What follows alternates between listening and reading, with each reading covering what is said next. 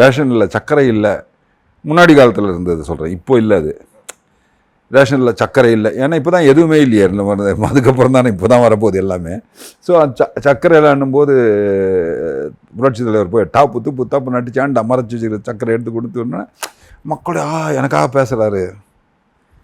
So அவர் எப்படி root canal பண்ணாரோ எல்லாருக்கும் புரட்சி தலைவர் டக்க தக்க தக்க தக்க தக்க தக்கன்னு பண்ணாரோ, இது அதுக்கும் மடியில் போயிட்டார் இவர்.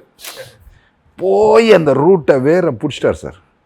பிடிச்சி இதெல்லாம் தான் நாளைய சமுதாயம் யார் சார்? கட்சி கொடி அறிமுகப்படுத்தும் போது இருந்த குழந்தைகள் இன்று இளைஞர்கள் இல்லைங்களா? அன்றைக்கே அவன் முடிவு பண்ணிட்டான் என் தலைமை யாருன்னு. உள்ளே வச்சிட்டான், புதைச்சி வச்சிட்டான். என்னைக்கு வெடிக்குமோ அன்றைக்கி வெடிக்கும். அது வரைக்கும் அப்படியே படுசு அப்படி அவங்க பிடிச்சிட்டான். ஒன்றுமே கிடையாது.